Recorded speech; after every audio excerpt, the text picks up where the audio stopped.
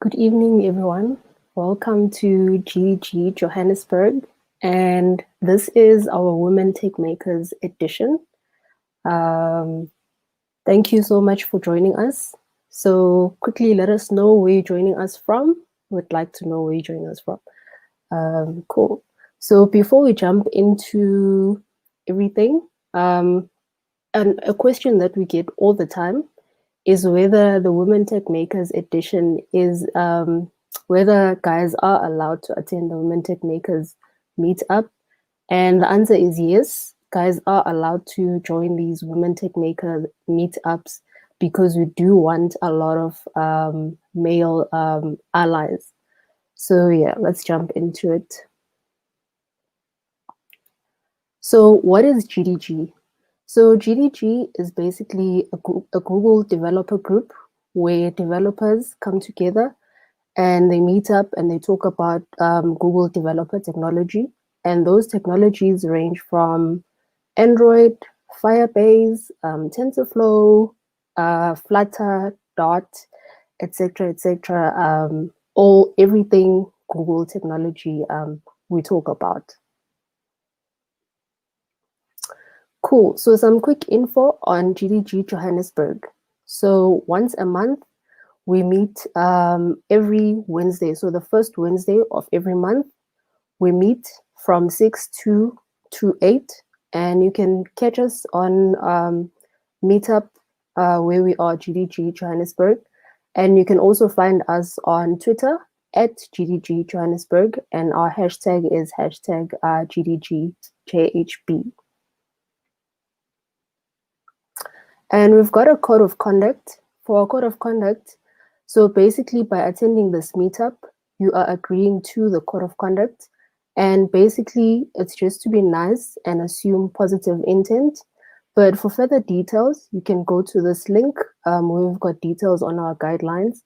And if you feel uncomfortable and you need to let us know about something that you're uncomfortable about, you can send us an email on gdgjohannesburg@gmail.com, or you can send us a DM at gdgjohannesburg on Twitter. Cool. So a huge thank you to our sponsors. So we've got Luno sponsoring the speaker gifts. We've got JetBrains sponsoring the licenses, which are the giveaways, and we've got DVT sponsoring StreamYard. Then usually we've got Google and OfferZen sponsoring some swag for our physical meetups. So if you want to be a speaker, you can also let us know on Gdg Johannesburg. Send us an email, and you can also let us know on Twitter as well. Send us a DM at Gdg Johannesburg. And we welcome new and experienced speakers. So if you're new and want to try out speaking, this will be a great platform to start. Cool. So for all the ladies joining us, if you want to be part of the global community, the Global Women Tech Makers community, you can simply go to this link, which is womentechmakers.com/membership, and become a member. And this is where you can get curated information on women in tech, and you can actually connect to the global community of women tech makers out there. And it varies from women who are beginner, intermediate, as well as senior. So you can connect with them. You can also get mentors in that platform. It's really, really awesome, and I definitely recommend it. Cool. You can, as I've mentioned, you can tweet us. And if you've got questions, comments, or if you hear something interesting tonight, you can just tweet us using the hashtag GDGJHB or Women WTMJHB. Also, you can then tag at Gdg Johannesburg or at Women Tech Makers. Cool. So for today's agenda, first up, it's the welcoming, which I've just done. Then for our first speaker, we've got first speakers, we've got Dr. Rian du Plessis and Tanya, who'll be talking about emotional intelligence, a critical skill for everyone.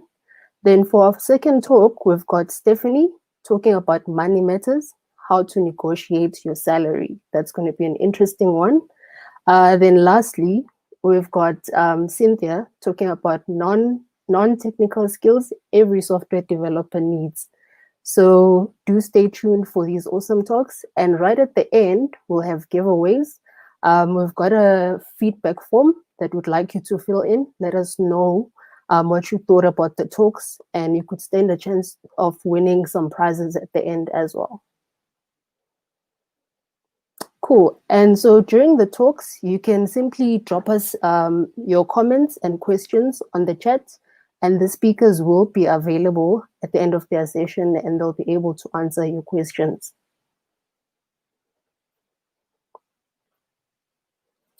Cool. So first up, we've got Dr. Rian du Plessis and Tanya talking about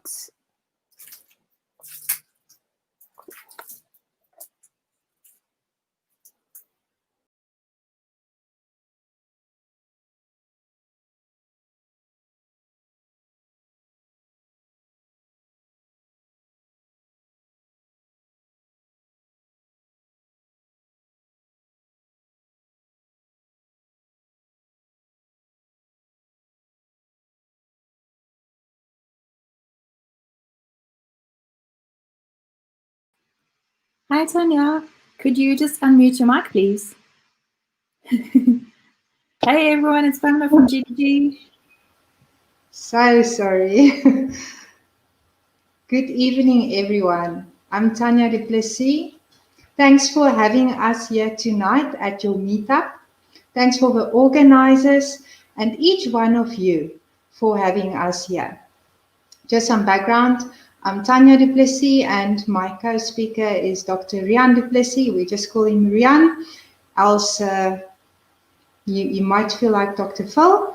And he will also introduce himself. First things first, we want to thank and appreciate each one of you who assisted us with a survey on SurveyMonkey.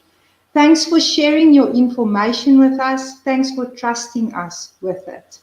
This discussion tonight will be all about you and how you view emotional intelligence, or what we call EQ. We added further information that we viewed as important and vital, and trust that it will also add value to you and your personal development. Rian, would you like to also just say something from your side? Yeah, Tanya, thank you very much. It's great to work with you again. It's been some years now that we've worked together. And yeah, thank you very much, and welcome to everybody who's joining us tonight. It's really an honor and a privilege to share with you.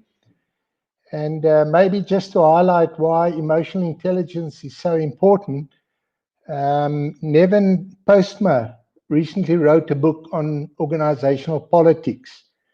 And in the book, she says there's a great correlation between emotional intelligence and success in organizations. So we'll get back to that a bit later, but yeah, so thank you very much, and it's great to share with all of you, and it's always an honor and a privilege. Thank you. Thank you, Tanya. Thanks for that, Rian. So I'm going to just share my screen with you so that you can also see our slideshow. You can just quickly bear with me here.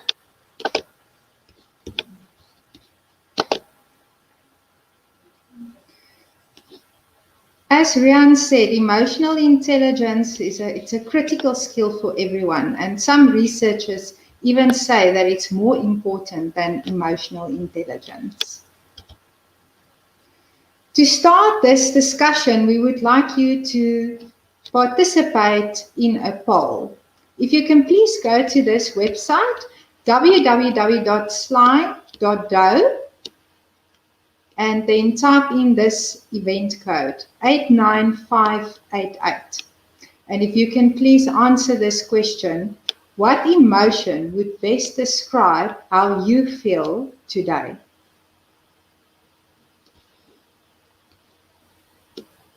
Pamela, if I can please ask you to share your screen so that we can see the responses from our audience.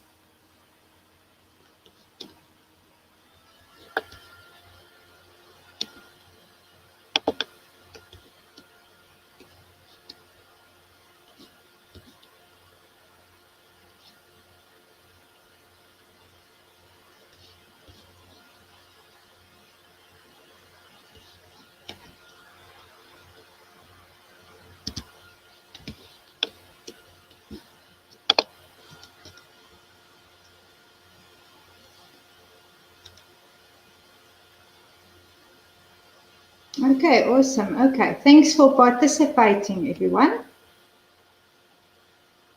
So far we can see that some people are feeling frustrated currently. Some people are also feeling hopeful. Also some anxiety. Positive.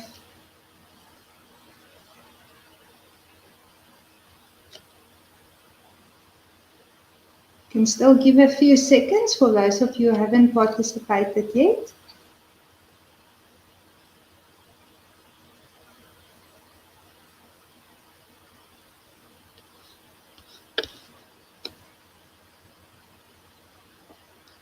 A lot of positivity.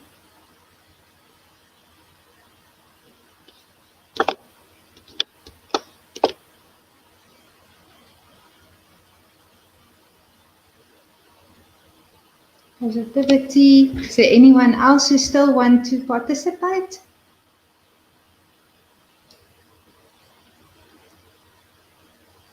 Okay. So the most important reason why we used this poll question is to really just give you an example and a feeling of identifying and recognize an emotion, which is already an important skill when it comes to emotional intelligence.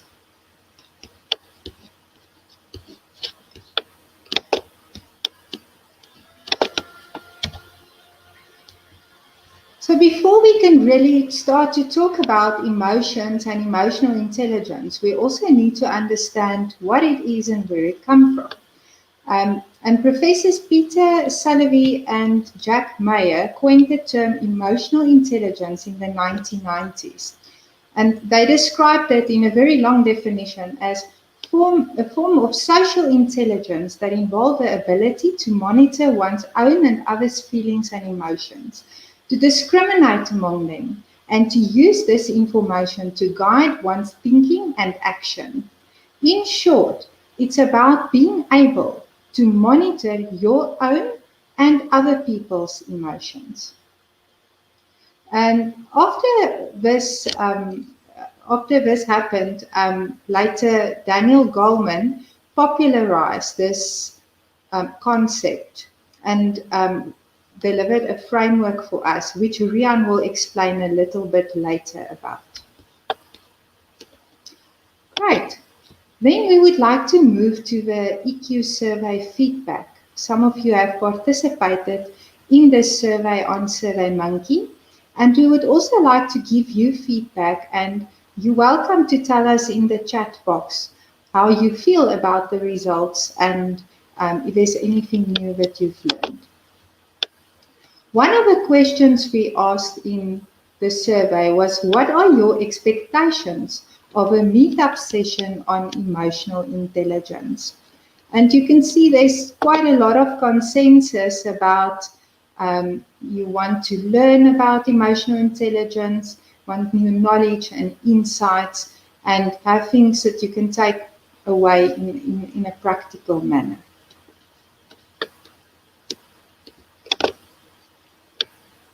And we hope that we can assist you, that you can take one or two things away from this session.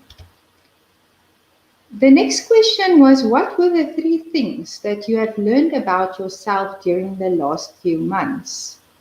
And there was quite a few things and a lot of statements. We've used some examples of the statements to support the themes. The first theme we want to talk about was social aspects. You told us that during the last few months, you've learned more about yourself.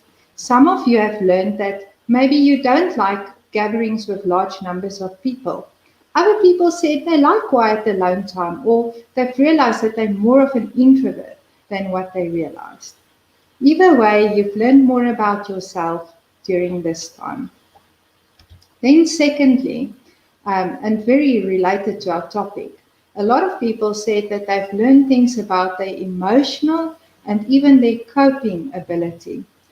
First of all, some people said that they realized that they were stronger, they much more resilient and adaptable. Also, some people said they're more sensitive or vulnerable than they thought. So these are all emotional and coping related aspects. And there's just a few examples again on the slide. The third theme was physical aspects. Some people said that they were worried about their state of health.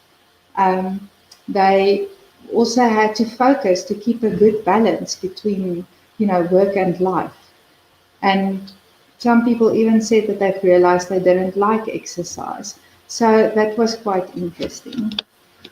Just quickly see if anyone put a comment on this.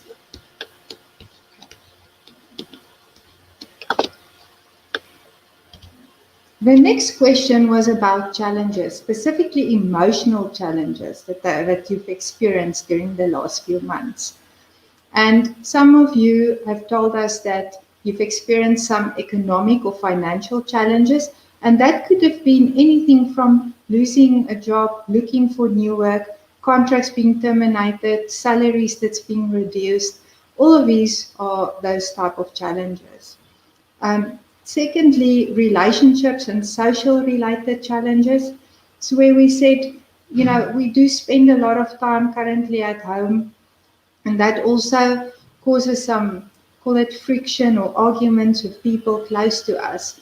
And some of us had to really be creative to figure out what's the best time to see our family online, and still keep in line with the social distancing regulations. And lastly, you also said that some of you have had challenges regarding your well-being. You've realized that maybe you've struggled to sleep, or you had headaches, or even depression. You had to manage your emotions in some way. All of these challenges do have an impact on our emotions. All of these challenges caused us to not only put us in situations where we have to manage our own emotions, but also at times the emotions of others. And we need to realize this, we need to recognize it, and just look back over these months and acknowledge what type of time we had during these few months and how the environment also influenced our emotions. And then the one big thing that stood out quite a lot was dealing with loss of control, and also feelings of guilt. Loss of control in terms of work situations, also loss of control in terms of loved ones, possible fear of loss of loved ones, loss of freedom, and then also regarding feelings of guilt, whether it was survivor guilt, whether it was just saying no for certain things without feeling guilty. I'm just checking the comments as well.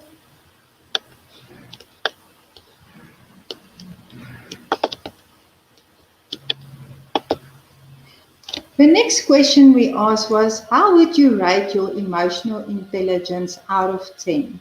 Where 10 is very high and 1 is very low. So those who completed the survey, the responses ranged from 3 to 10.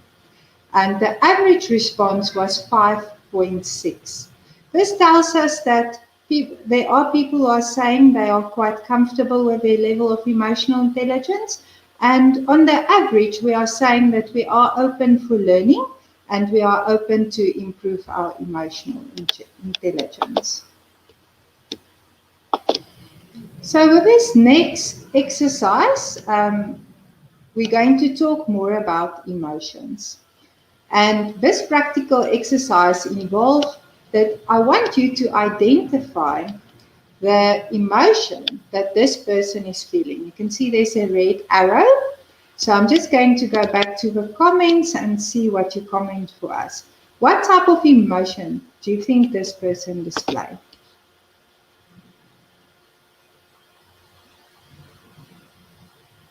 You can use the chat box for that, please.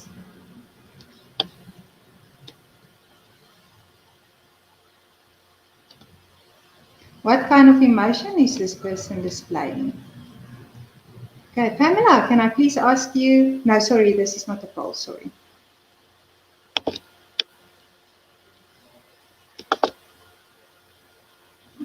Is anyone telling us what they think in the chat? Not amused? Okay. Look at the confused. Okay. Really? Shocked? Skeptical?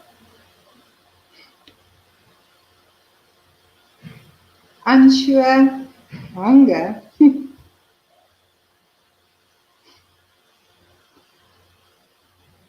I'll still allow a few more.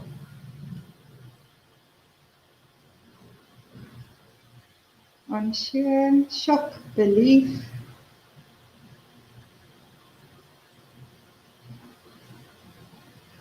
Disbelief, sorry.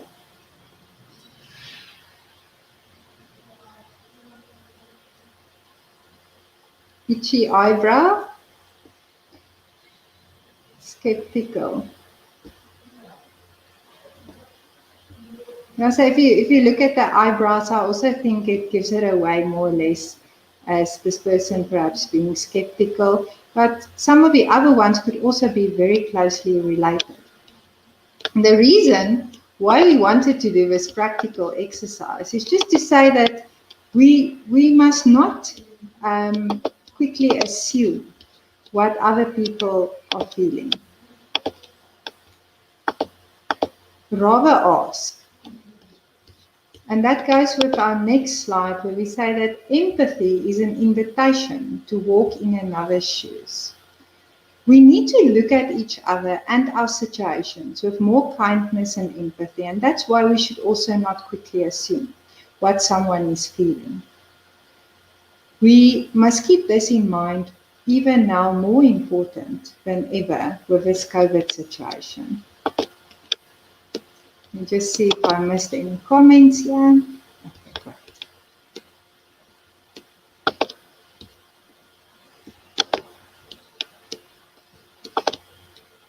So the next question is why do strong emotions sometimes get the better of us? And to illustrate this for us, Pamela is going to play a YouTube video for us from PMSL training to illustrate clearly what and how it happens. We call this the Amygdala Hijack. Pamela.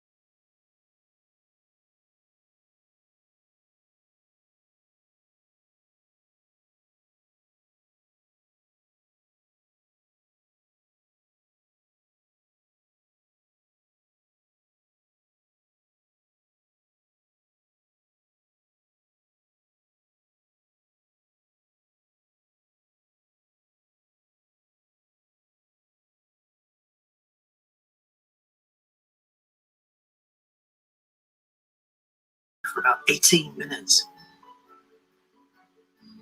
Here's an example of the amygdala hijack in action.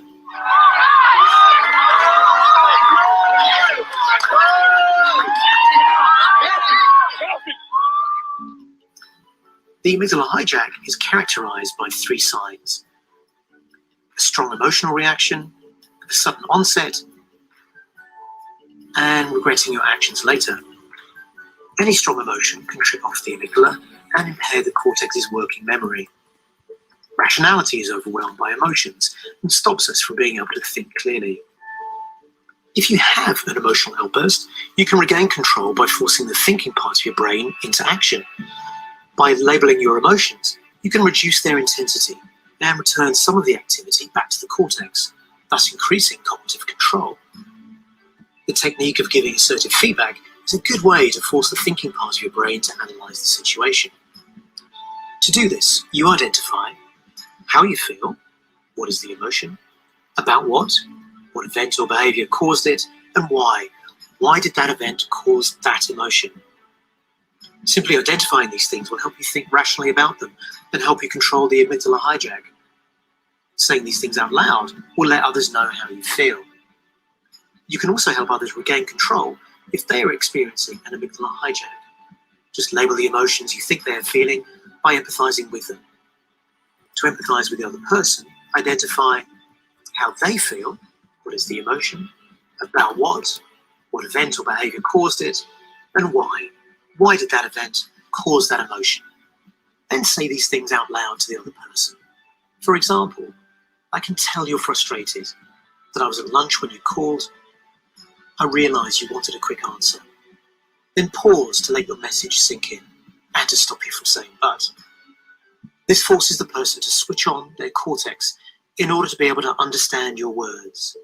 It also reassures them that you have an appreciation of their feelings and situation.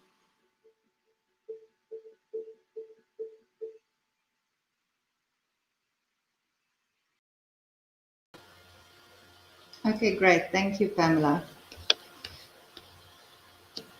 I want to ask you that you can go back to the poll site again, www.sly.do, and then you can enter again the event code 89588.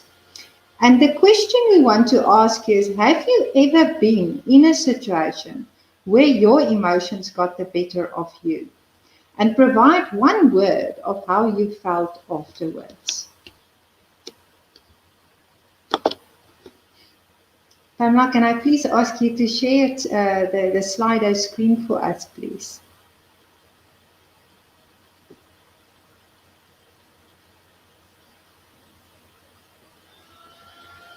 Okay, so far we have regret, embarrassed, ashamed,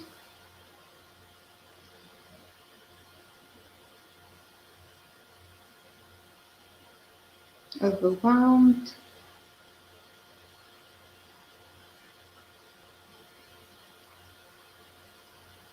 I'll still give a few seconds for people to participate. A lot of regret and embarrassment.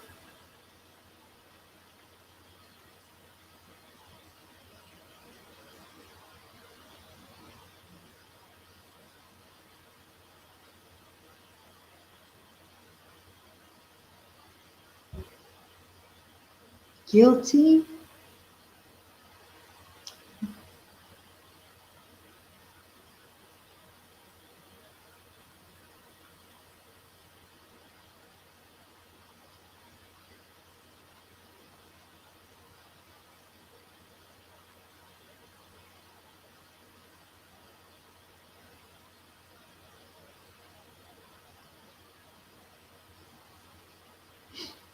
So you can see that there's some agreement that we are saying that when something like that happens, when we think about it afterwards, we feel regretful and we feel embarrassed. And we're not alone. All of us are feeling that way or have felt like that. What is important here is this is where emotional intelligence can help us.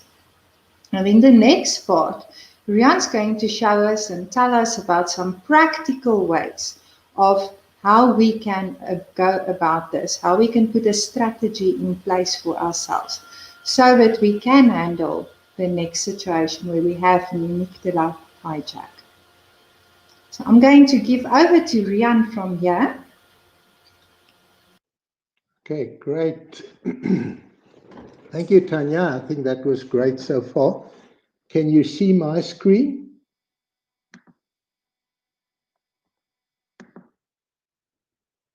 Let me just share it again.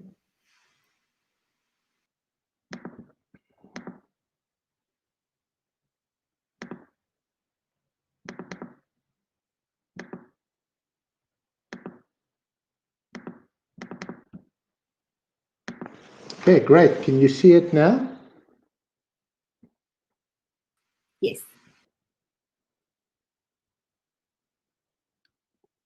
Pam, can you see my screen? Yes, I can see your screen. You can continue. Thanks, Johan. Okay, great. Thank you very much. Thanks, Tanya.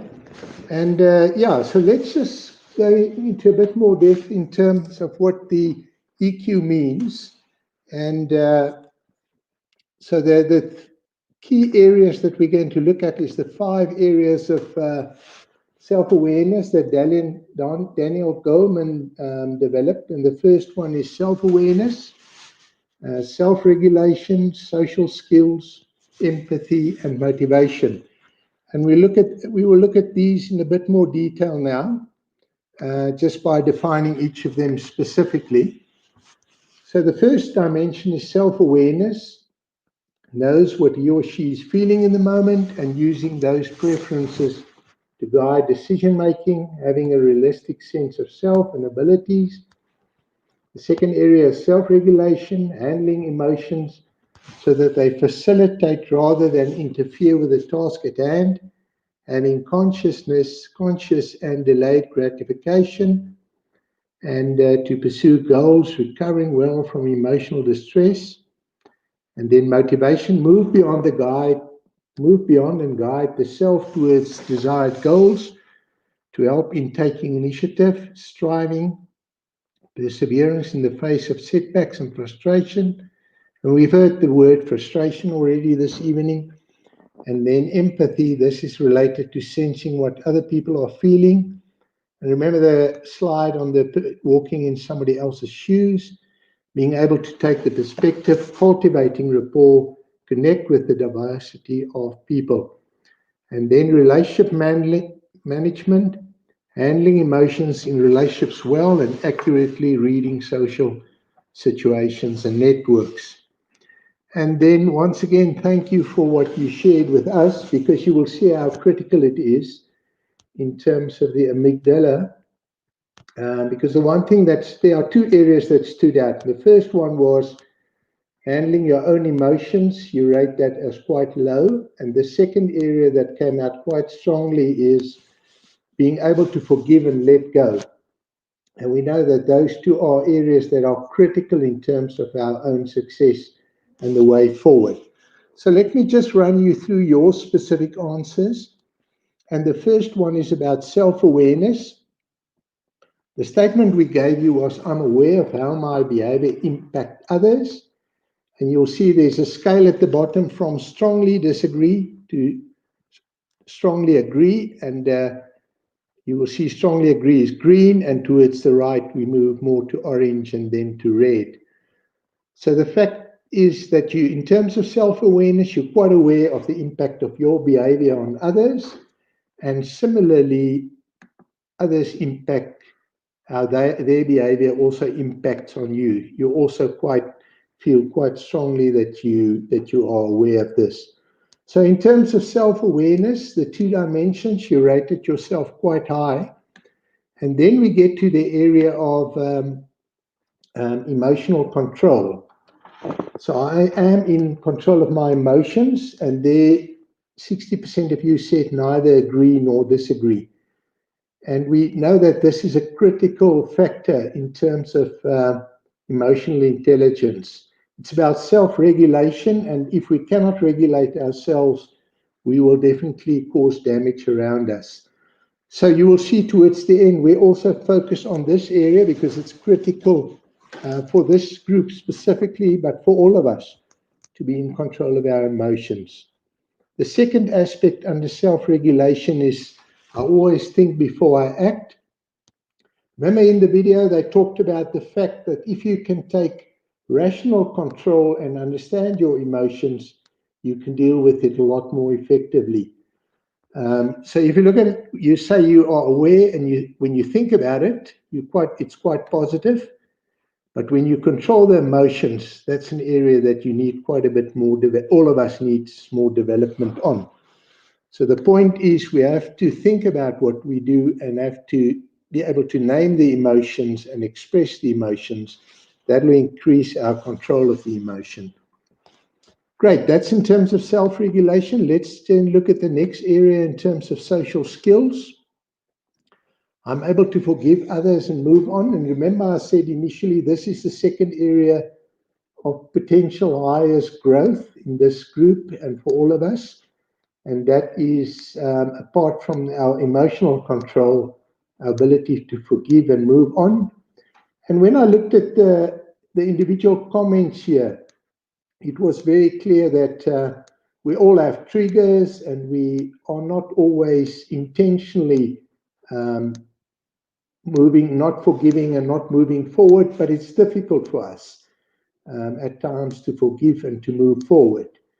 And in my work with senior leaders, I find that our ability to forgive and let go and move on is one of the keys to our further growth as people and as leaders. Great. Let's look at the second area in terms of social skills. I'm able to build relationships that last. And this is critical. We often hear that people say that people are an organization's biggest assets. But then there's also another dimension, or somebody else told me one day, it's not the people, but it's the people and their ability to build relationships that's an organization's biggest assets.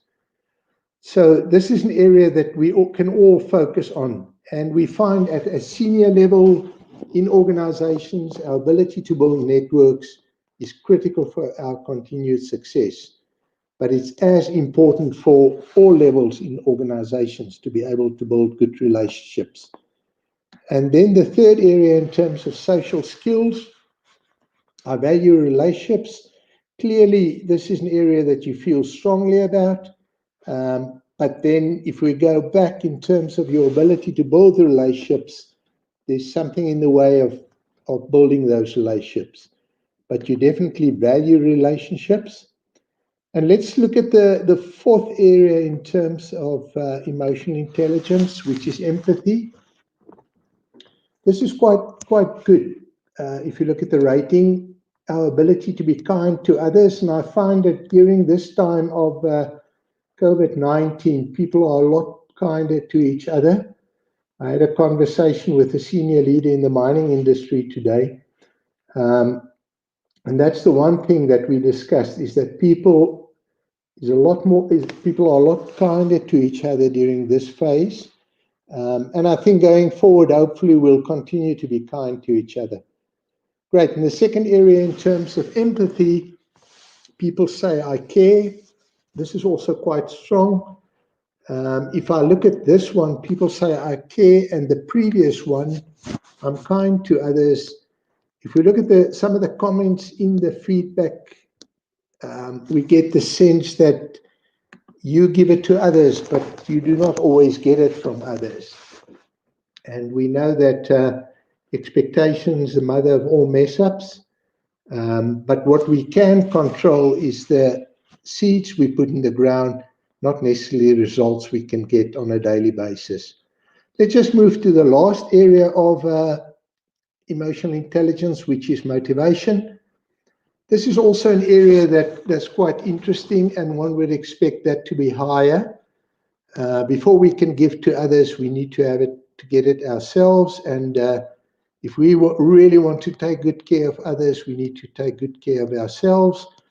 And forgiving ourselves and moving on in terms of mistakes, when we feel embarrassed, when we feel regret, those comments you made earlier, it's critical that we're also able to forgive ourselves, let go and move on.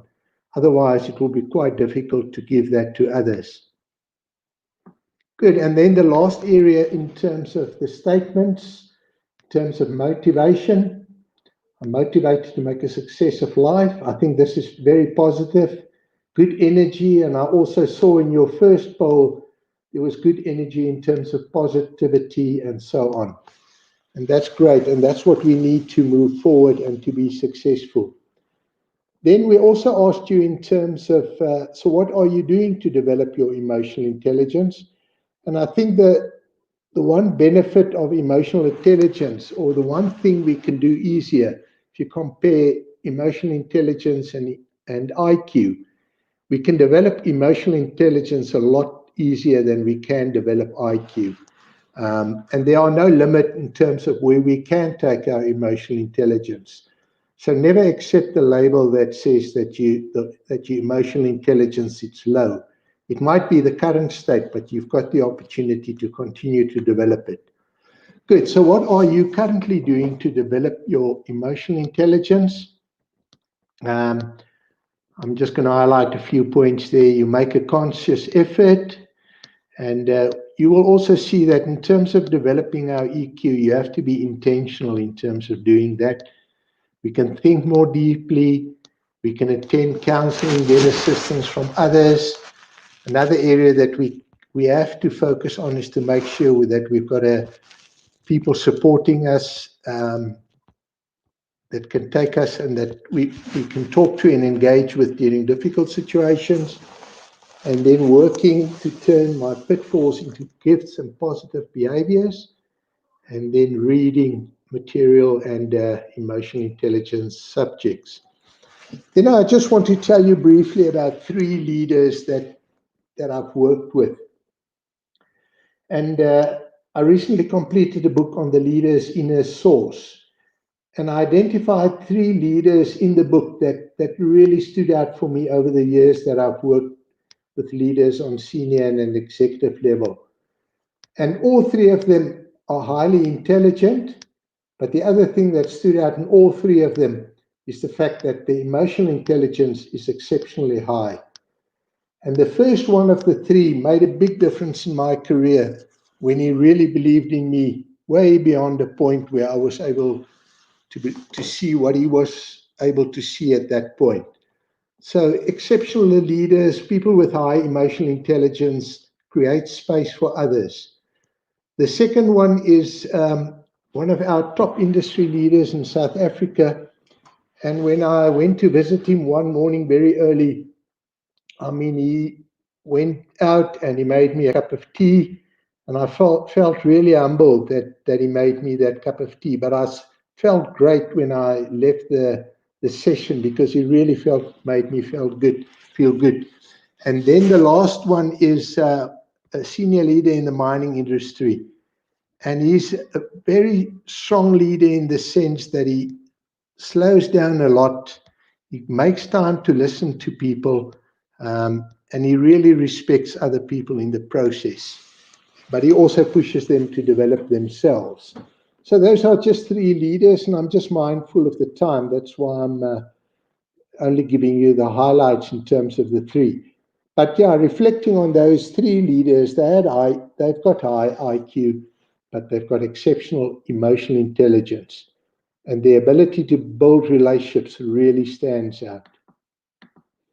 And we know the story that we might not remember what somebody told us when we were in their office or with them, but we'll always remember how they made us feel. Good. So let's just then move on to self-awareness, practical, just a bit of practical 4 things you can start with today. And remember the 3 areas that were highlighted. The first one is controlling our own emotions. The second one is forgiving and letting go. And the third one was where we were able to create an environment for other people. In terms of those, there are 4 areas that we identified. And the first one is emotional awareness, recognizing your emotions and their effects. And then accurate self-assessment, knowing your strengths and areas of development. And prepare for the next amygdala hijack or attack. And part of that is to visualize what we will do when we get into that specific situation the next time. And prepare for that role play, how you will act in those situations the next time. But even before you go into any similar situation, visualize yourself, slow down, and see yourself being successful in that situation. And then the 4th area is confidence, self-confidence, sureness about your own value. And remember, we are all equal in value. We might be different in roles and opportunities, but we have to value ourselves as a person. We might be different from others, but our value as a person is never more or less than anybody else. and then competence and experience. So those are things that will assist us to build our confidence. And then the last reflections I just want to take us through, and then we'll give you an opportunity just to reflect on one or two things that you've learned here today. And the first one is the world's best performers never do it on their own. So never try to do it on your own. Make sure that you've got a table of support, people around you that you can go to during difficult times. And we know that we were designed that when we talk, we reduce stress and we get our own clarity. But we need other people to talk. And I was sharing with Tanya yesterday the story of the two monkeys. If you assess the stress level of a monkey, if a monkey is on its own and you assess the stress levels, and you bring in another monkey, the first monkey stress will drop by 50%. I mean, and that's the reality. If we're with other people, we're a lot less stressed. So what else can we do? You can do an EQ assessment and get feedback that will give you a good idea of where to focus. Continue to build a support system. Make sure you've got people around you. Training and life and career coaching. Your top performers in the world, whether in business or in sport, make use of coaches. And then our environment will have an impact, and who we are will influence. So we understand that our environment is difficult. Some of us come from very difficult environments. But make sure that you develop your emotional intelligence going forward. Smile and then focus on being the best that you can going forward. And then one final reflection from your side, which will give you an opportunity now. And I just want to leave that question with you. How can we support you? Great. So let's just move to the next one. And that is, if you can go back to the website, please, and use that same poll number and answer the question, list one thing you learned today. Thank you very much. And Pam, if you can share that with us, please.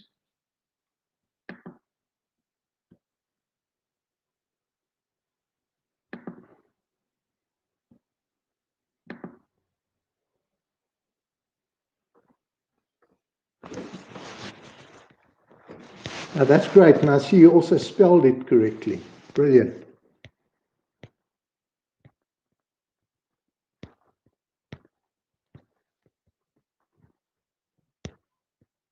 Great. I mean, I'm so excited if I see something like EQ can be improved. Self-realization and trusting my instinct. Talk.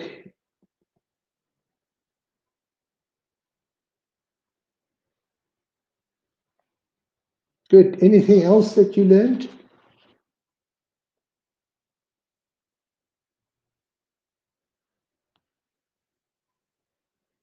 Let me just get back to that point on think before you act.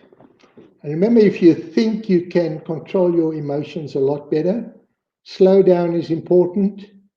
And I mean, even in doing a talk like this, it's critical that we focus on slowing down because we tend to go quite fast at times. But yeah, just to come back to the point on EQ can be improved. Tanya and I've done assessments over many years, and the one thing that stands out is that an assessment is just a dipstick at a specific point in time. We can grow, we can develop, we can even develop our intelligence if we put effort into it. Okay, self-realization, trusting my instinct, try to pause and think before action. Okay, no, excellent. Great, thank you very much, Pam. EQ can be improved. EQ is your key. Yeah, and as Nevin Postma said in a book on political organization politics, EQ is the one factor that will really separate you from the crowd in an organizational context. So continue to work on your EQ. Last point there, it can be improved. Great. So let me just go to our last slide then.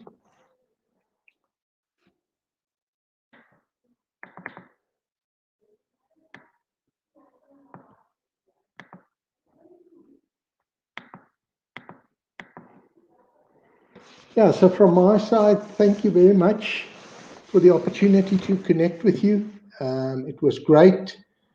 I mean, it's always good to share, and it's always a privilege and an honor to work with people. And I always aim to be kind to others. And hopefully we were kind to you and we shared something meaningful. And Tanya, any closing comments from your side? Yes, I also just want to say thank you for allowing us the time to share with you some information. I know it's very brief. There's a lot to talk about when it comes to emotional intelligence, but at least you still have one or two things that you can take away. I hope so. Thank you. Great. Thank you, Tanya. And just remember, you can develop your emotional intelligence and never accept any label that will limit you. Thank you very much. Thank you so much, Tanya and Dr. Rian. To the audience, if you have questions or comments, please add them in the chat, and we'll be able to. They'll be answered right now.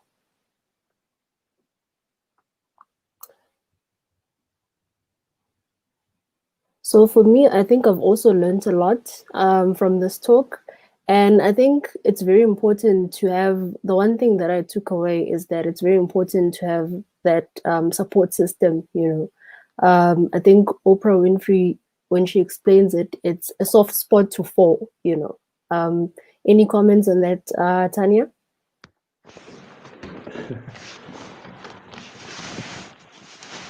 Tanya, you're on silent. Sorry, you broke up a bit on my side. What was your question? Oh, I was saying that for me, the one thing that I took away was the fact that, it's important to have a support system in general. And I think this applies in life also. And I was saying that Oprah Winfrey explains it as a soft spot to fall. When you do fall, you need that support system. Any comments from Dr. Rian and Tanya? Yeah, so I think that comes for me down to the example that Rian gave about the monkey, the two monkeys. And being kind to ourselves, one of those things, when we're kind of ourselves, we will also reach out to others and say when we need help. That's one of the first things. It's one thing to be kind to others, but you have to look after yourself as well. And that self-care is very important. Rian, any comment from you? Yeah, and I mean, the concept of a table of support, make sure you've got at least 6 to 8 people around you that when you have to make or when you're going through some difficult situation, that you can contact and that you can talk to. They say even in this time when we're on our own and working from home, just make sure you pick up the phone at least once or twice a day and talk to somebody else. It will assist you to reduce your stress and frustration and increase your sense of meaning again. Awesome. We've got some comments from Ewald. Leko, this was great information. I reckon we all learned a thing or two tonight. Thank you, Rian and Tanya. And we've got another comment from Clara. Thanks. That was great. And we've got a comment from Dineo. Great talk. So the feedback is really, really awesome. Thank you so much, Tanya and Dr. Rian. Thank you very much. Yeah, thank you, Mbali. Appreciate it. Yeah. Thank you. Cool. So for our next talk, we've got Stephanie talking about money matters. Over to you, Stephanie. Hi, cool. Thanks so much. I'm going to quickly just share my screen. There we go. Perfect. Cool. Thanks. Awesome. Yeah, just hi everyone who's tuned in. My name is Stephanie Truter. And also just thank you to Gdg for hosting tonight. It's really awesome. So yeah, I've been a talent advisor at OfferZen since July 2018. And for those of you who might not know, OfferZen is basically an online marketplace. And as a TA, I help candidates on our platform through their job search journey. So a bit about my background. I have my honors in psychology from the University of Stellenbosch, and I'm also a qualified psychometrist. So if you think like personality assessments, EQ assessments, so those are the kind of things I specialized in. And on a little bit of a side note, I'm actually fortunate enough to be living in France for the last 8 months.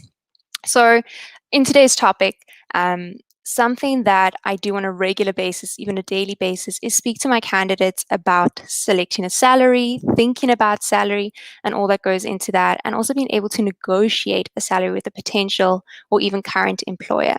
So my experience at OfferZen has really taught me a lot about what works and what doesn't, and I'd love to be able to share with you a bit of those insights this evening. So first off, we just want to say that we are hosting a swag competition. And if you know one thing about OfferZen, it is very much our swag. So we'd love to be able to give away a swag hamper to one lucky attendee this evening. So please feel free to enter by just scanning the QR code. If you don't capture it now, I'll show it again at the end of the presentation. Okay, great. So before we dive into things, I'd love to give you a bit of context just around my presentation and like how to negotiate your salary and really what this all means. So the purpose of this chat is really just to share some insights and advice around salary negotiation. So you might ask, but why would we even chat about this? Well, it's something that really like affects us all at one point or another, be that when considering an offer or even just addressing your salary with your current employer. And this evening, I really want to be able to equip you to have the conversation, and hopefully my experience is able to help in this regard. So interestingly enough, according to research, women are actually less likely than men to negotiate their salary offers. So for instance, one study of graduating MBA students found that only half of the men negotiated their offers compared to only 1/8 of the women. So I mean, just from my own personal experience, if I compare it from when I got my offer letter and to when my brother got his offer letter, when I got my offer letter, I didn't even consider to negotiate. But my brother, you can bet your bottom dollar that he definitely negotiated his. So that's just another example. So as I mentioned earlier, OfferZen is an online job marketplace, and our mission here really is to help people unlock their potential. And to do this, we believe we can help people make meaningful connections in a community where sharing and learning is encouraged. So I'm here this evening really hoping to share some of my learnings that I've gained over the last 2 years. So to get us started, let's paint a little bit of a picture. So you've just gone through the job search process and you've now received an offer, or better yet, you're actually having a salary discussion around what you're looking for in terms of salary. So what now? So with that picture in mind, I'm going to be covering a few points to hopefully make salary negotiation no longer feel so daunting, but rather something that is practical and achievable. So a few things I'll be covering is, when would you consider having a negotiation? What factors to consider? What should your mindset be? What does a successful negotiation look like? And then just some final takeaway points. So what does this look like in practice? So when would you consider having a salary negotiation? So if you think of it, the term salary negotiation really gets thrown around quite a lot, but what are actually the practical aspects of when you would have these kind of conversations? So a few potential scenarios would be, one, you're considering entering the job market. In this regard, it's always good to really have a thought out process and idea of what your ideal salary amount would be and why you decided on that. So this really helps create an alignment from the get-go. So does that fit in with the company's budget for the role? Are there benefits important to you for going forward? And what if a company doesn't have these additional benefits? Another scenario, you've got an offer, but you're not actually happy with it. So you want to be able to negotiate it. Bear in mind, if you are actually happy with the offer, then you shouldn't just negotiate for negotiation's sake. There really should always be a clear motivation as to why you're negotiating.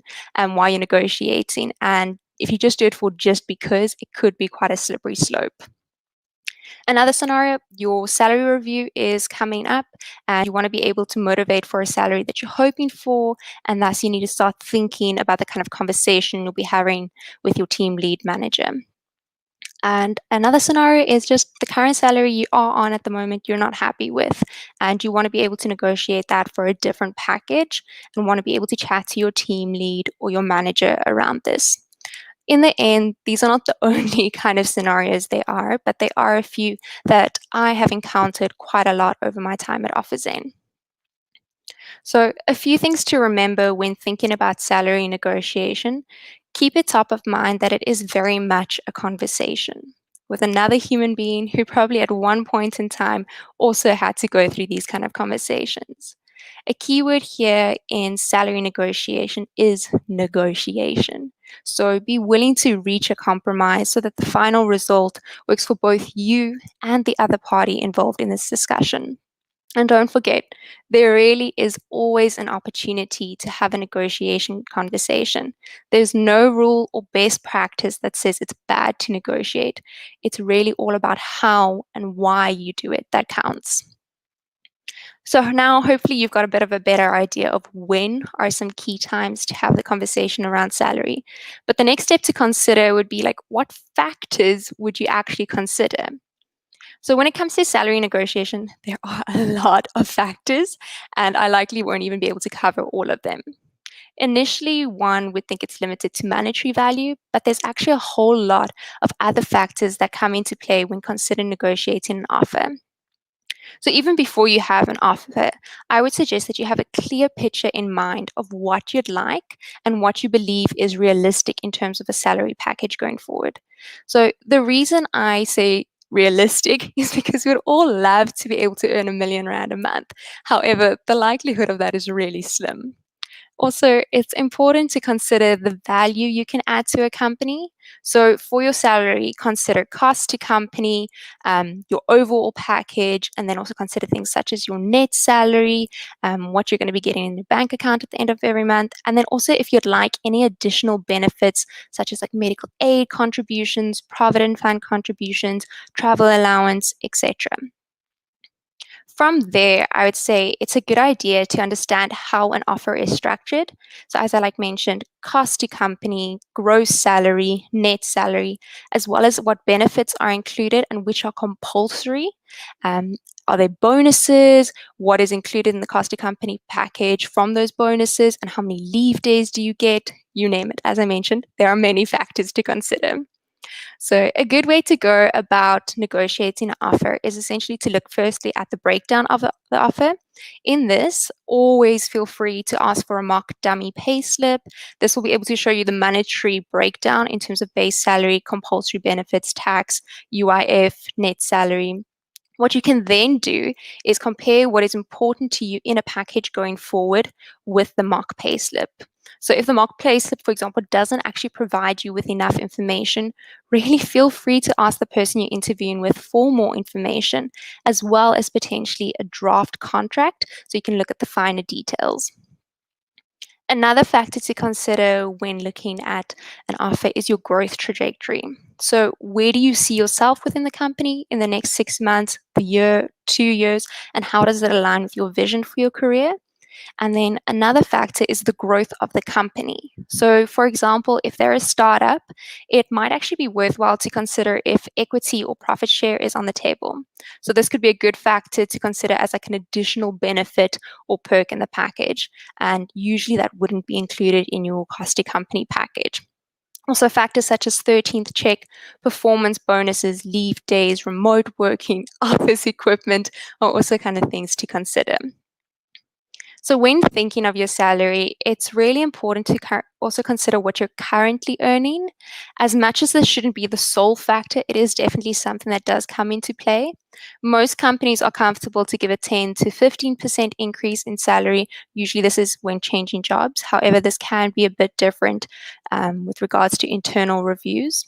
So if you are looking for an increase above that in terms of cost to company, you would just need to be able to have a strong motivation to carry through to your manager or the person you're interviewing with, as they would often need to be able to motivate it to the finance team, HR, exco, you name it. Additionally, also remember that often your salary is a reflection, but only to an extent, of the value that you're able to bring to the company. So if you have data points that show and support the value that you bring to the table, this would definitely help your conversation. So such as your performance at work or how well you did in the interview process, this is usually quite closely related to technical aspects of the interview process, so keep that in mind as well. So we've looked at the breakdown of salary and all the factors that one could consider. What we'll do now is look a little bit more at what kind of mindset one can adopt when thinking about having a negotiation. So to make it simpler, I thought I'd rather set it out with some practical pointers to adopt our mindset when we negotiate. So firstly, you want to be able to convey to the person that you're negotiating with why. From their perspective, it makes sense that you're negotiating. So it's really good to have a clear picture in your mind as well, as this will likely come up. And then also be prepared and set a time to have the conversation. It really should be planned and not a spontaneous, oh, by the way, kind of conversation. If it's planned, it really shows to them that you're taking this conversation and situation seriously. Third, you'd also want to be able to signal to them that you really do care about the company relationships, and your excitement to join them or continue growing within the company is really still very prevalent for you. And that is not only down to rands and cents in the end. A nice strategy to use is the I-we strategy. So with this, be really careful of watching your wording and of only using terms such as I the whole time, and make sure really to highlight as such both sides of the coin. As such, this links quite closely to being able to convey to the person that you're speaking to that you understand their perspective of the situation as well and have factored that in. So these are really just a few guidelines to think about this all, and I hope that they provide a bit of a mental framework to work from. So now you're probably thinking, okay, so I've got these kind of pointers, but what does a successful negotiation actually look like in the end? So as hard as it might be, a successful negotiation doesn't necessarily mean that you got everything you wanted in the end, but rather it's a compromise between you and the person you're interviewing with and negotiating with, and ensuring that it's a compromise rather than just bending or submitting to the decision at hand. So your voice really does matter in this situation, and this is a key area where you really should feel that you can voice it. So having that mindset that you are indeed willing to negotiate rather than enter the discussion with a list of demands will really set you up quite well to have this discussion and those going forward. So think of it like negotiation is a skill. It takes time and practice, so it's really possible that the first time it doesn't go that smoothly, but that's where learning takes place. If you haven't, there's a book called Never Split the Difference by Chris Voss and Tolraz. It's really a great resource to read regarding this. It's basically focused on FBI hostage negotiation situations. So as much as it's relevant in terms of transferability, it's also really just an interesting read. From my experience, though, the best approach when considering a negotiation is really just playing open cards.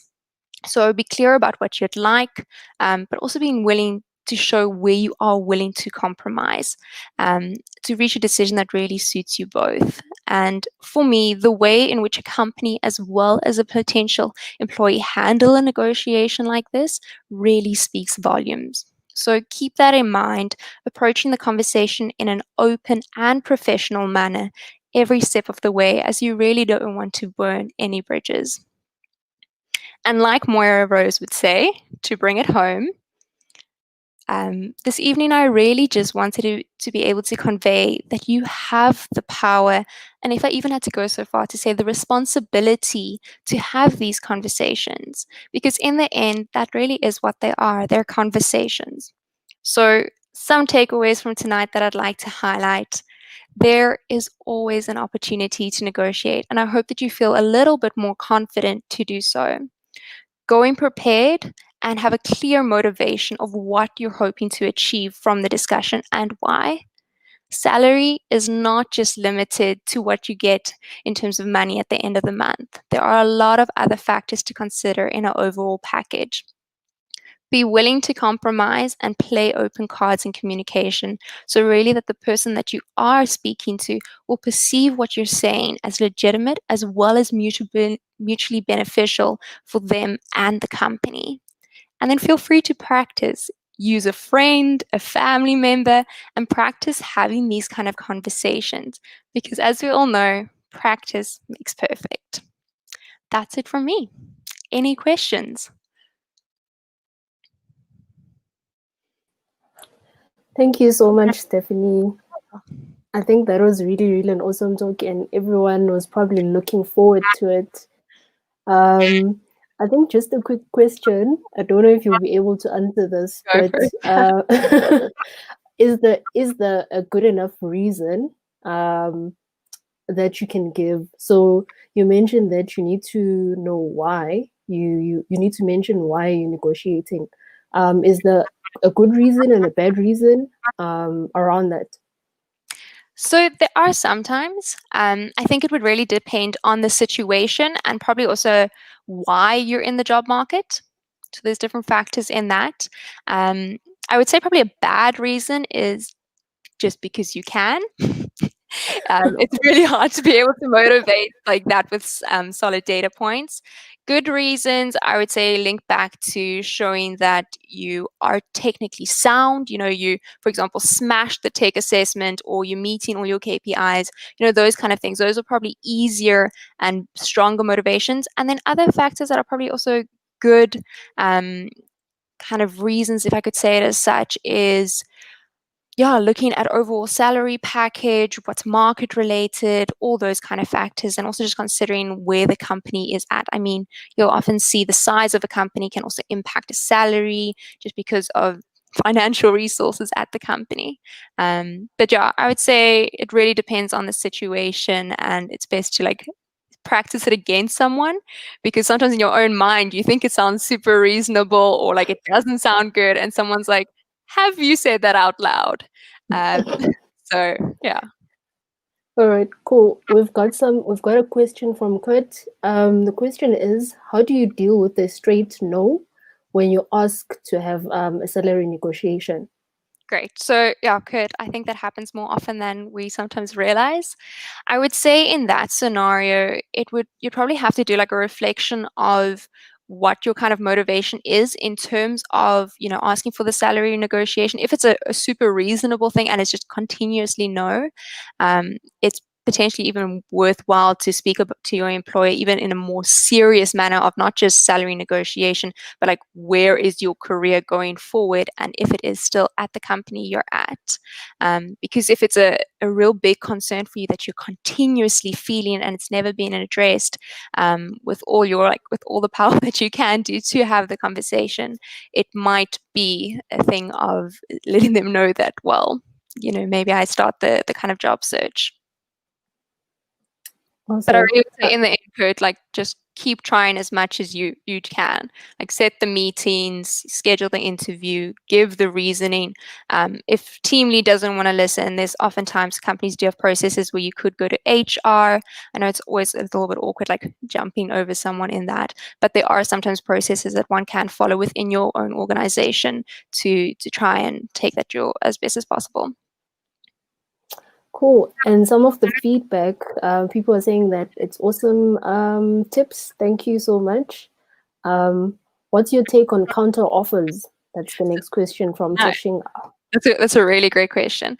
So it's a hard one. Like in one way, one wants to say like Evalta is like never ever ever take. I think a stance that I would probably look at it is like, why only once you've told your company that you're looking to leave, or hopefully you've had the conversation, but once you show them another offer, that only then they are willing to make you the counter offer. So think about why they're doing it, perhaps. And also, if 6 months down the line, the issues haven't changed for why you were looking to leave. I think you're answering all the questions here for me. It's very much that, like, if it's not going to resolve the issues, but I really would suggest before you even start the job search, you're having that conversation with the company. So if they wanted to make a difference for you, they should be able to do it then, instead of only once you've shown them another offer. So my normal stance is I do have to agree with Gilwald. Like, usually try not to, but there are sometimes circumstantial things that one didn't even expect, perhaps. Great. Okay, cool. The next one, cool. We'll just wrap up from the questions. And thank you so much for joining us. We've learned a lot from you today. Perfect. Such a pleasure. And there's just the QR code if anyone missed it earlier. Okay. Perfect. Cool. Cool. I can quickly scan, but thank you so much. We really enjoyed your talk. Such a pleasure. Bye, everyone. Cool. Cool. So for our last talk, we've got Cynthia talking about non-technical skills that every developer needs. Over to you, Cynthia.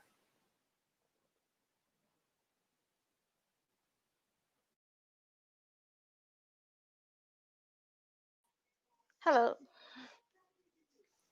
Hi, Cynthia. Let me just share my screen.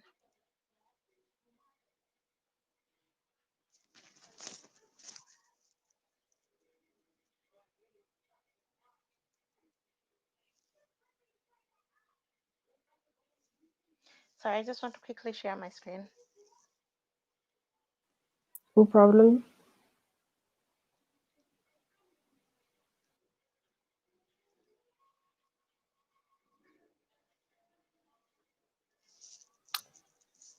Just while we wait for Cynthia, do stay tuned until the end. We've got a feedback form that we'd like you to fill in. And here's the link to the offers and swag that you can enter.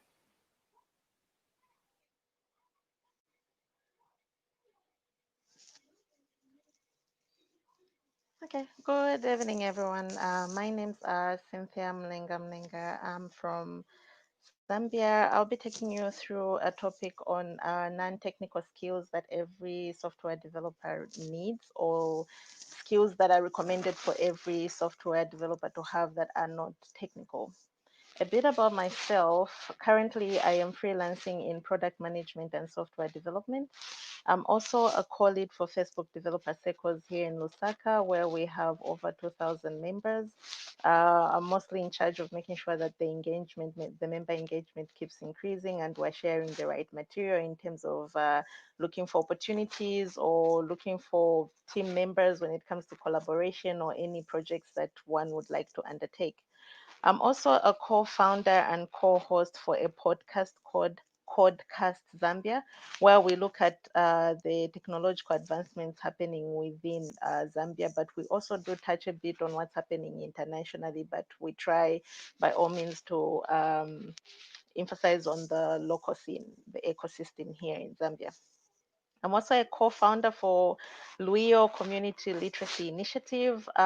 We are just trying to reach out to rural areas and try and teach children on basic ICT skills. We just started off, we just got registered, I think about 2 months ago. So looking forward to seeing how we make things work. I'm also a mentor and trainer for an organization called Asikana Network. Asikana in one of our local languages here means girls or ladies. The sole aim for this organization is to try and bridge the gap between the male and female participation in STEM careers, not just tech, but STEM, be it engineering, mathematics, science, and technology. So I actually help in mentoring and training specifically for the technology segment of it. Okay, why do I need these skills? We're talking about non-technical skills that every software developer needs. Luckily, I've seen the previous speakers, some of them have actually touched a bit on what I'm going to say. So I guess I feel nice being the last speaker, because then I tend to be a bit of a summarizer, so to speak. Introduction. So we know, yes, we need our technical skills, your coding skills. Do you write your code clean? Do you know the testing aspect of the software development? You know, the technical nitty-gritties to actually advance in the software development world. But eventually, we've seen the arena evolve in such a way that it requires one to also develop non-technical skills for them to actually be able to advance in their career. And this is because we've seen an integration of software with business and other arenas or industries around. It has become more of like a center. I like looking at it like the heart of everything, because now you find every single industry, be it the financial sector, the agriculture sector, the health sector, the education sector, they are eventually integrating with software one way or another. Okay, what are these recommended non-technical skills?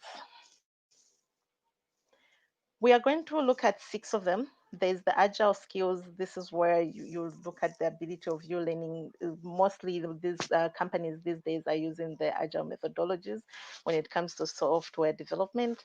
We'll look at teamwork. We'll also talk about problem solving, empathy, learning, and leadership. On problem solving, eventually software development is looked at as problem solving, because eventually what you're doing or whatever you're developing has a problem aspect to it. You're trying to solve or figure out a solution to a particular problem, whether it's a big problem or a tiny problem, or it's because maybe you're being a lazy developer and do not want to repeat certain tasks and you write scripts. Either way, eventually there is an aspect of a problem that you're trying to find a solution to. So for you to actually thrive in the software development, you have to learn how to use your critical thinking, your research skills, and how then you solve a particular problem. On a macro level, every piece of software is a solution to a problem, as I have said. Then on a micro level, sorry, macro, then micro. On the micro level, developing software is all about doing innumerable little things, which eventually make one big solution to a particular bigger issue or problem that has been identified. The second skill that you would have to learn is, well, learning skills. Eventually, we've seen how fast technologies, platforms, or even just programming languages are evolving. You find you are away for 2 or 3 weeks. You'll find several updates happening if you're using a particular platform, if you're using particular libraries. You find there's constantly changes, upgrades, updates, and you have to keep up with it. For you to be able to advance in the software development world as a developer, eventually you have to harness the skill of learning. You have to be able to research. You have to be able to keep up to date with the news in the technological world. What is happening? What is not happening? What is being scrapped off? What is being deemed as old tools, and what is being taken over by other tools? What are the new tools? What do you have to prepare for you to actually learn those new tools, and are they actually really necessary for the arena that you are in? Because eventually we might say software development, but are you a back-end developer, or are you a front-end, or are you lucky enough to be a full-stack developer, or are you mostly into testing? So all that aspect you have to actually put in check and continuously learn, because if you even sleep for 3 months. I had an incident where I stepped out from coding. It was only like for a month, but by the time I was trying to get back, there were a few things on a particular solution that I was working on that had to be changed, because certain libraries had been depreciated, and there were new libraries that I had to use. So I had to sort of adopt my solution to those changes. Teamwork. Eventually, if you're going to succeed in life, even though it's not software development, I think most people have realized that you will need a system, either it's a support system or it's colleagues or it's team members, peers. Eventually, you cannot work as an island, especially when you're working in a big firm where you have to produce high quality software, and you it with your friends. To be able to reach out with your friends, whether they are reaching out to you, you should be able to help where you can. You should be able to speak the language of your other teammates. In as much as, yes, not all of us are born with the ability of immediately working with others. I did have trouble. At some point, I was a lone coder. I would try and do everything alone until I took on a huge project and I got so overwhelmed. I only dealt with that by looking for other team players, other colleagues that jumped on board, that were passionate about the idea that I was working on, and work actually moved faster.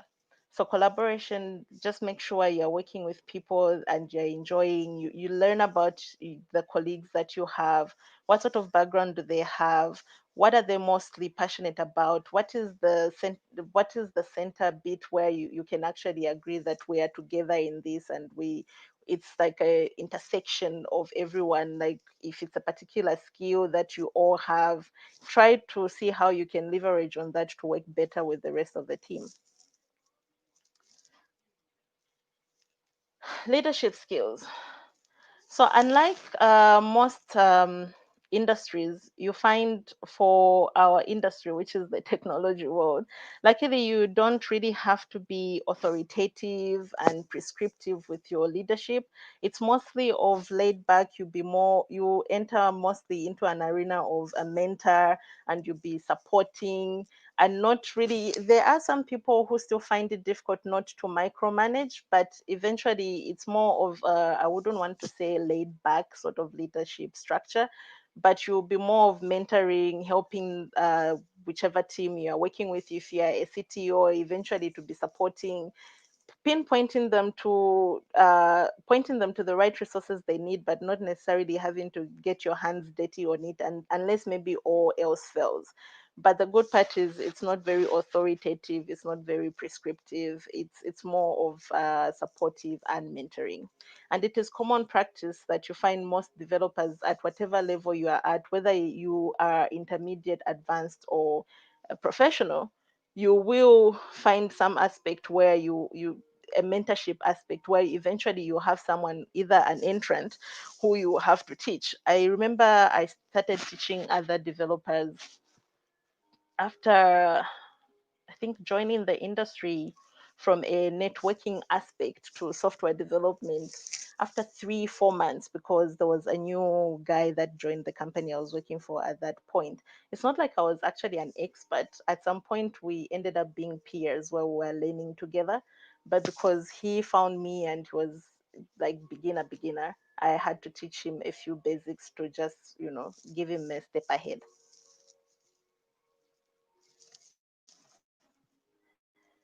Then agile skills. Agile software development emphasizes on frequent releases. That means that every release they should be working software. There's reduction of documentation, not completely getting rid of it, but you just reduce the emphasis on documentation. There's self-organization, which also feeds into the leadership aspect. Whoever is leading an agile team eventually is not more of micromanaging. It's mostly supporting the team to be self-organizing, to be able to produce the work with less off the shoulder or over the shoulder instructions, like do this and I'm counting the time, 1, 2, 3 sort of leadership. It also emphasizes on increased collaboration, improved customer communication. This bit, the communication part with customers, feeds into the agile skills in that it helps you be on the same line or at the same stage in terms of how the product is moving, what has not happened, what is happening, how far along are you with the project with the clients or customers, especially those that are really close to the product and they're waiting on it to help them solve certain processes, daily processes in their work. Then there's also other number of ideas and practices that surround the agile skills or agile software development. then one, if you get to actually own your agile skills, you definitely make life easier for yourself.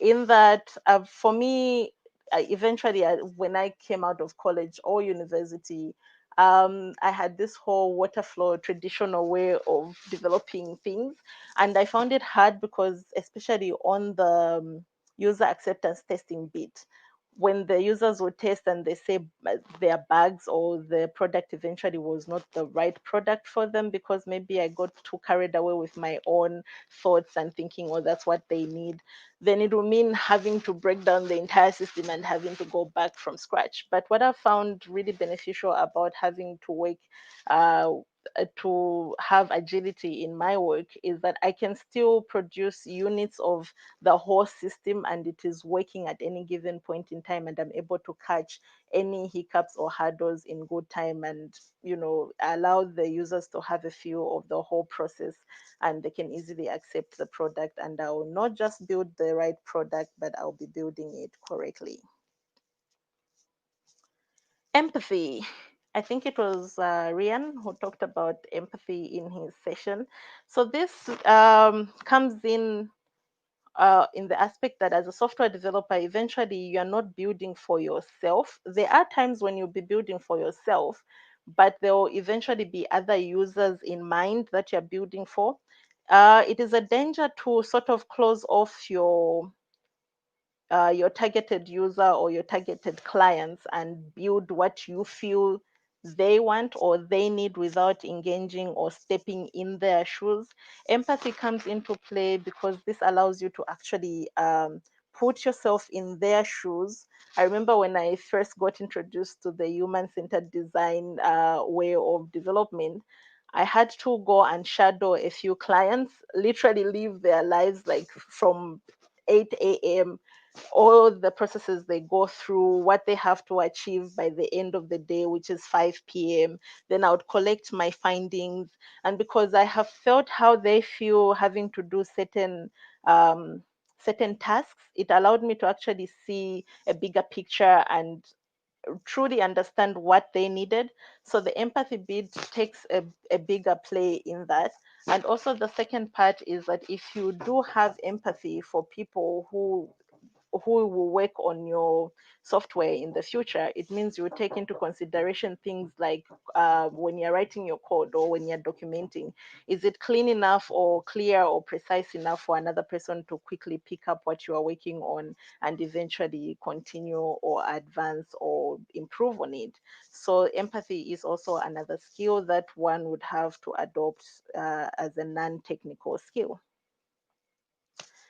Okay, actually, I've gone through that very fast. I hope I haven't gone over my time. So I hope you will excel after finding out on some of the non-technical skills. These are not the only ones. There are a few others. You find there's also on the researching bit where you have to learn on researching other than just sitting on the computer and coding. There's the time management part. You find there's also the presentation bit, because eventually after you build the product, there are times maybe you'll be called on to actually present the product in front of an audience, and you have to learn to do that. There's also the financial aspect bit, which also is quite important if you want to also understand the financial aspect of a product. Will it bring you, if you're building for, say, income, will it bring you enough income? Will it sustain itself in the long run, or it's something that eventually will become a liability?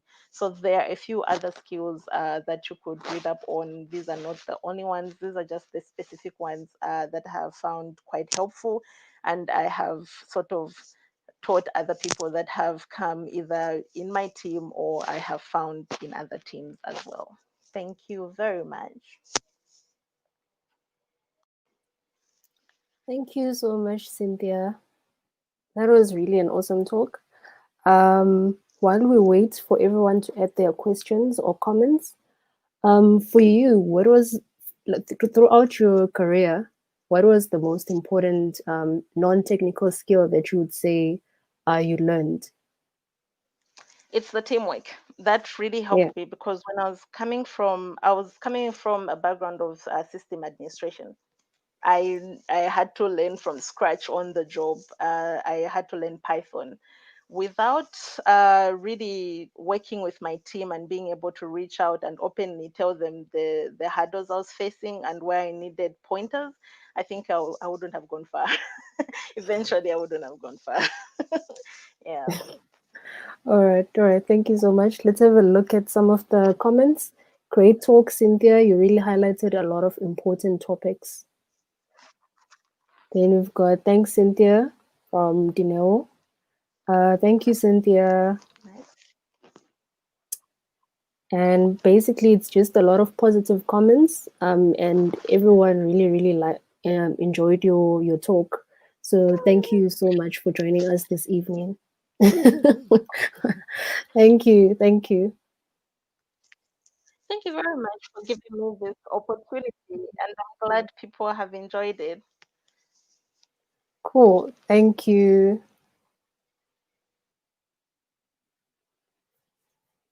Cool. Thank you everyone for joining us this evening. We had really awesome talks. And next up, we'll just would appreciate some feedback from you guys and let us know what you thought about the talks from tonight. And we'll quickly drop a link as well as a QR code for you guys to please give us some feedback and let us know what you thought. I'll also paste this link on the chat. And also you'll stand a chance to win some JetBrains licenses, and we'll basically announce the winner in a day or two. But for now, thank you. Have a great evening.